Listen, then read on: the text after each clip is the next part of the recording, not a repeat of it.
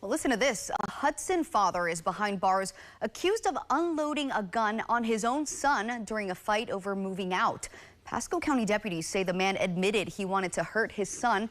This was all caught on camera. News Channel 8's Georgia MacArthur joins us now live from the Pasco County Sheriff's Office. Now, Georgia, you spoke to that son today.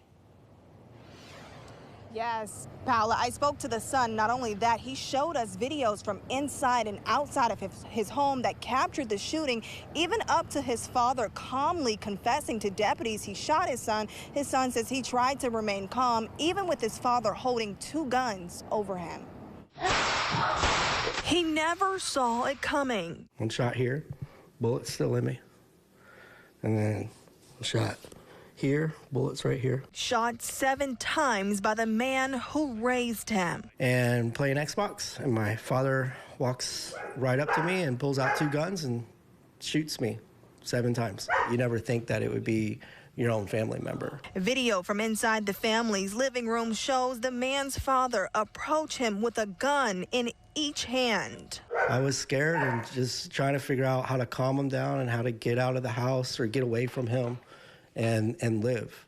Gregory Hannes says his dad, Timothy Snyder, was upset after Hannes tried to evict him from their home. I put an eviction notice on the door Wednesday, and during our conversation while he was holding the guns over me and I was kind of pleading for my life in a sense of way, he mentioned that he was thinking about it for 2 days. Hannes says he was able to dial 911 and stall, hoping help would arrive. I was thinking to myself to use like keywords and trigger words that the 911 operator would be able to pick up and hint on. When deputies arrived, the man's father confessed to shooting his son. What was your intent for that?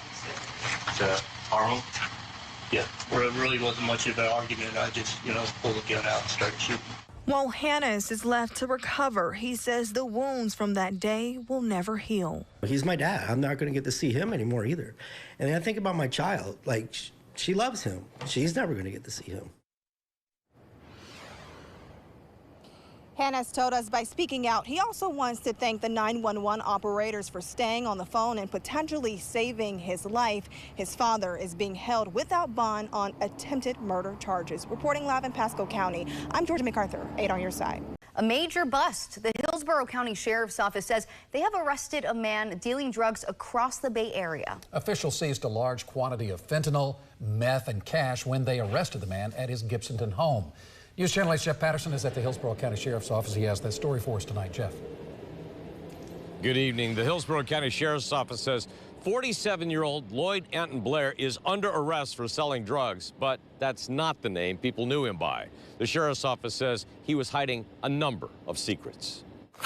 Sheriff, come here. Show me your hands. This is the moment Hillsborough County Sheriff's deputies confronted Lloyd Anton Blair at his Gibsonton home.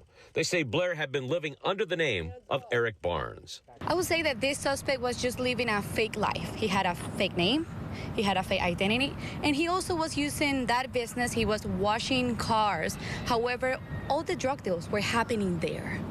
Bring your hands out. The Sheriff's Office worked with the FBI and Homeland Security investigations in a months-long undercover operation to identify Blair, seizing 1 pound of fentanyl from his home, along with methamphetamine and $4,000 in cash. We're talking about very, very dangerous drugs. You only need 2 milligrams of fentanyl to it to be fatal. The Sheriff's Office says Blair is not from the United States and had been deported once, but re-entered this country illegally.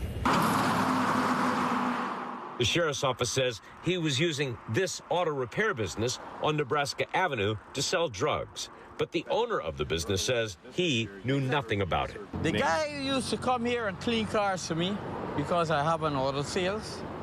He come, he works, he clean the cars, and that was it. The Sheriff's Office says if he is convicted, Blair now faces a minimum of 25 years in prison. Keith? Well, Jeff, has the Sheriff's Office identified anybody else who may be a part of this operation? The Sheriff's Office says this is an open and active investigation. In fact, they say that they have discovered information that Blair had ordered 12 pounds of marijuana and 3 pounds of methamphetamine from people in California, so they are now working this investigation on that end, too. All right, Jeff Patterson live in Tampa. Thank you. New this morning, we're learning new details about a United Airlines flight that left from Tampa International Airport and had to do an emergency landing midway to the destination. The airline's saying that Flight 2301, originally flying from Tampa to San Francisco, had to land, but safely, thankfully, in San Antonio, Texas, after a mechanical issue. We were told that all 179 passengers on board were moved to a different flight to get to their destination. A cancer survivor, now working as a radiation therapist, delivered her valedictorian speech this evening at Kaiser University's Lakeland campus commencement ceremony. And tonight she's sharing her story of survival and perseverance. News Channel 8's Nicole Rogers spoke with her before she took the stage and joins us now live in Lakeland. Nicole, I'm sure this was an inspiration to a lot of people tonight. Paula, it was such a good and powerful story. This mother of three beat cancer not once, but twice, and decided to put a halt to her legal career and step into her next chapter in life, one that just kicked off here at Kaiser University. Candace Wallace!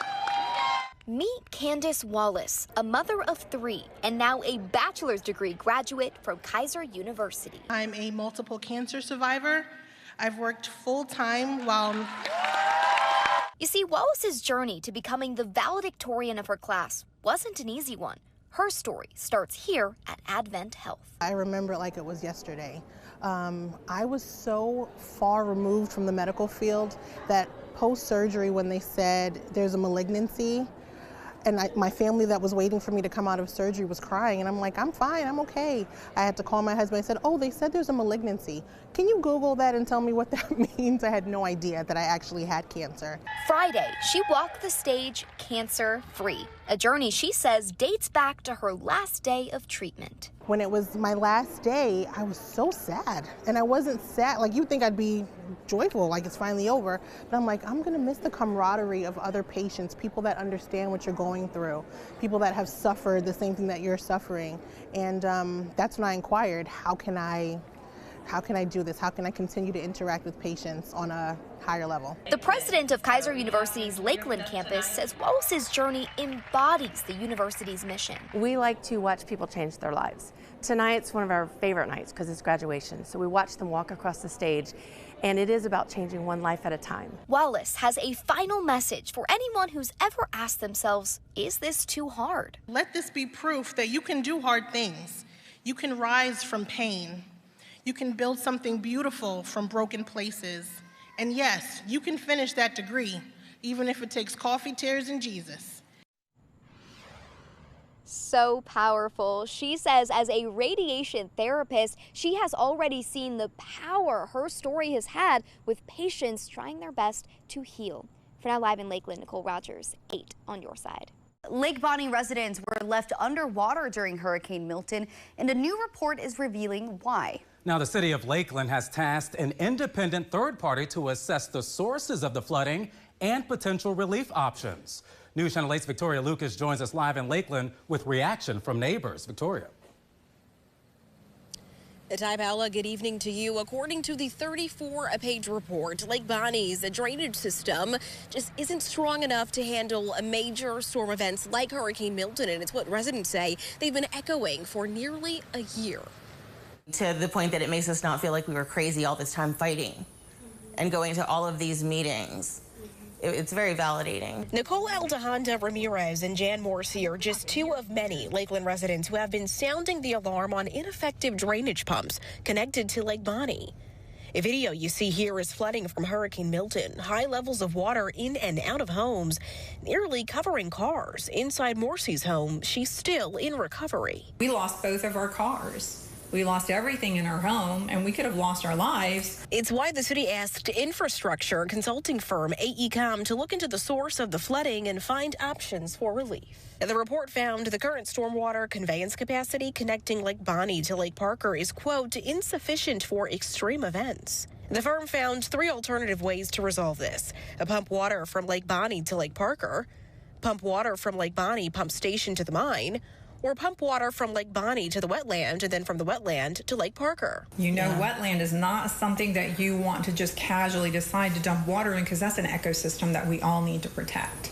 Plus, the homes that are there within that wetland, we would then put them at flood risk. A spokesperson for the city of Lakeland responded to the report by saying they will thoroughly evaluate the report and continue to say, we are committed to carefully assessing the feasibility of each scenario presented. There is no straightforward solution. Each option outlined in the report involves complex considerations.